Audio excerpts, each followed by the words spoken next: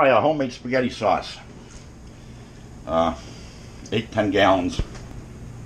Start of the garlic. I probably get some more garlic than this. A few onions. And the rest of the ingredients are coming. There'll be Italian sausage in here, homemade meatballs, all kinds of goodies. So I gotta get it chopping.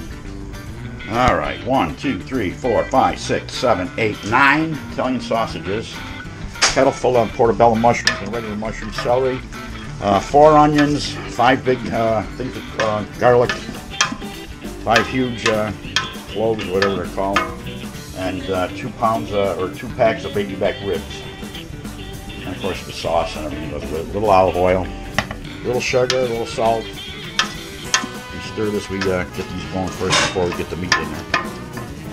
And we do the sausages, get those going a little bit so they stay together in the meat when we slice them up. But that's the way we do it, and it's going to be 10 gallons of, I guess we'll call it Brenda sauce. It's in honor of Donna's sister that we made back in 1977 and 76. It's a really good sauce. Really no secret recipes until the end. A little hint we do at the end there, which is, maybe we'll talk about it, maybe we won't. It's nothing special. Homemade meatballs. Meatballs. Each individually cooked, turned, wrapped, spliced, kissed with love. Right? Right. We got so many meatballs here, we're going to feed the homeless. Maybe? Maybe not? Got it. Okay, we'll feed Rupert. Right, buddy? Right, buddy? He's going to kiss us, yeah! Put this on here. It's I'm up 2 o'clock here. A lot of chicken. Chiavettas chicken this time. And the big green egg. We do a quick steam with the chives. On low. Slow cook. Keep it steaming with the Chiavettas sauce that impregnates the taste on the chicken. The more I drip on the coals, the more it tastes better. Then I heat it up real hot later. Crisp it up. It's really, really, really good it comes out. We love it here. We love it at the vineyard like that. First we're going to have guests tonight. That's why we're cooking so much chicken. That's a lot of chicken. For me and the wife, it's some family members coming over later, so you get to enjoy it. It's 130 degrees here, 140. 140 and climbing a little bit. It could be about 150, 160. So it's very slight amount of smoke coming out of there. Most of the dampers are closed right down. Give it another hour at the slow temperature, and then we start to increase it. 2 hours at the slow, 180 or so, 160 to 180. Takes forever for the internal temperature to come up anyway. But the Chiavettas really penetrates it like that. It's more of a steam. It's really, really, really good in there. Alright, the Chiavetta chicken cook here. Getting down to the wire, we're kicking it up. Take it up to about 300 degrees here. Give the skin a little crispiness, and it's going to taste awesome. It's put on for 2. We're on 3-hour cook now. From steam and injections. Chiavettas to the final crisp. Just haven't done this yet. I keep forgetting to bring the camera. It's nothing, but we're not full. Oh my God, I have to lock this thing back up again. So I'm supposed to bring some up that are done, that ain't done, that could be done. And I'm trying to remember which one's which here. The dark one is this one. So I'll bring 3 of those. I got my yeasts. A lot of yeast up here. Different yeast for meads, different wines, all different types of yeasts. Up in here we have different yeast again. All kinds of different yeasts. Hops, Warrior hops, Cascades. I keep some of those on hand. Mount Hood. Gonna be using those pretty soon. Amarillo.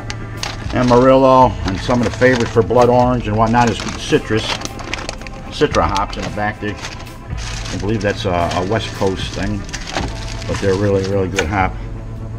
So yeah, it's a real hot day here. I'm trying to judge the colors of these beers. Those are the dark ones. And these are the ones that are done for the missus. Unless I got that wrong too. I'm going colorblind here. Just these here, I put them in the cherry wheat container. Don't want to drop them. First you'll hear the smash if I do. I'll sit there, and Mrs. wants a couple, so I'll give her 2 maybe 3. Those are the those are the NFL beers. Of course, we got two of them now. These have been getting cold. The ones in the middle are done. We go 3 and 2 here. All right, and here's some yeast. This is I washed this yeast maybe a year ago.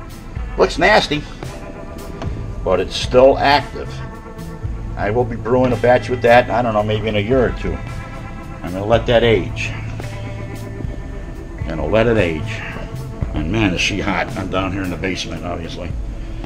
Getting some stuff from the freezer. All right.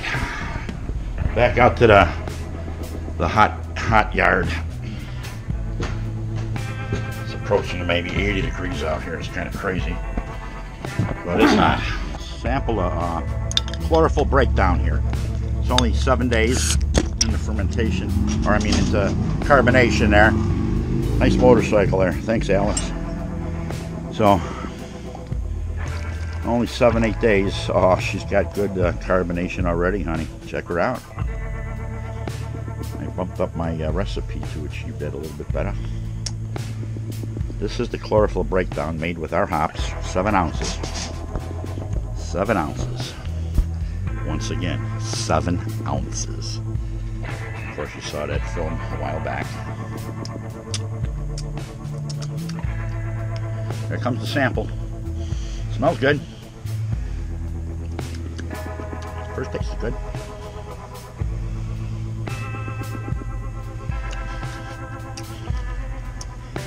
Everything I expected. Oh yeah. I like it. You want to sample it?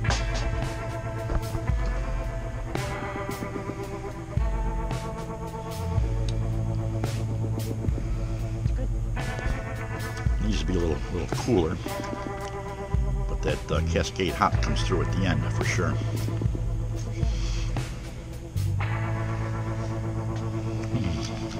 It's only going to get better. So yeah, everybody else will tell they're not done. So by the time you see this video, they'll be done and probably be gone.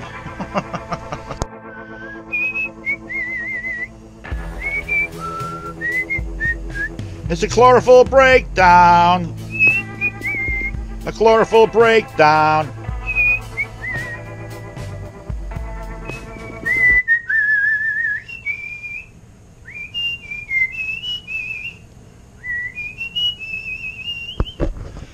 Doing a cherry beer today.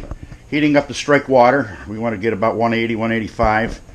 Then we'll dough in and we'll get that set up there. We're going to add ice. We'll add ice. But doing a cherry. Another cherry beer. This is going to be a... Let's see, sweet puree goes in here as an adjunct to the end. You can see that. That's a nice, it's a nice tasting beer. It's a new recipe, totally different. Got all kinds of grains in there. Actually, a full bucket, almost 5. We call it 5 gallons of ground up grains. We got that all done. So a little busy at the brewery here today of the vineyard. There's our build sheet. Recipe, oh, freeze that recipe. That's a good one. I hope to come in here at 7%. We want to hit 7% on this one. We're a little tired of those table beers at 3-4%. We're going to kick it up to the more than a session. We're going to get a good one. Gonna be good. Oh yeah. Cherry beer. Cherry D, whatever I call it, something like that. Just approaching the boil, a hot break. Got to watch it very carefully. Oh my, a little more than normal, so she might be over here. You're gonna get a full 5 gallons exactly. Probably 55 bottles of beer out of this one, if we don't spill it all over the place. And she's just approaching that hot break now. I left the gauge in there just so I could walk away and do some other things, just to get an idea when. I'm turning it down. Just to get an idea when she was going to hit that boil mark. So I still got the mash tun here full. It's still full of the grains. That's what they look like inside there. Make good dog treats out of there. The wife wants to do that, but a lot of times we're not time to be bothered. Turn the oven on air conditioned day like today. And it's a hot one. It's a hot one. And boil has just started to achieve, so I got to get to this and get ready to get my hops in there. The first hop addition will be 1.5 ounces of Citra going in there. It's going to be a nice beer, and it's going to get that orange puree, like I said. So, good luck. She's coming in at 1060 pre-boil, so she's going to be good. She'll be about 6% beer. Here comes the first hop addition here, Citra. 1.5 ounces, very slowly. I want it to boil over on me. Got one hand now. And get those in there. And I'll work the magic with the burner again so it don't boil over, because she'll come over real quick. Like I say, sometimes you can't turn your back on this thing. This is all it takes. Turning your back for a few seconds. I had 2 boilovers outside, and I don't want to have one inside because, man, that's a sticky mess to clean up.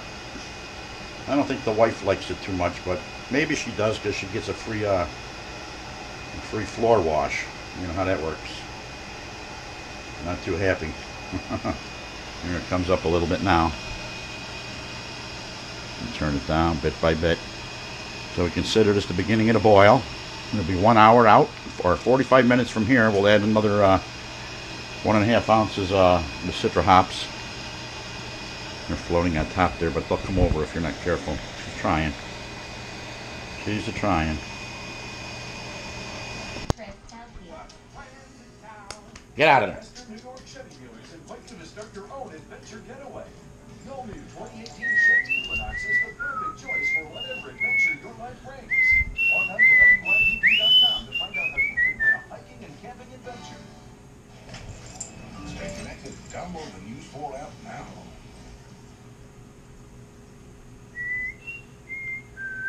After a summer of temptation, romance, conflict, and tears, 3 house guests remain, but only one will walk away with the $500,000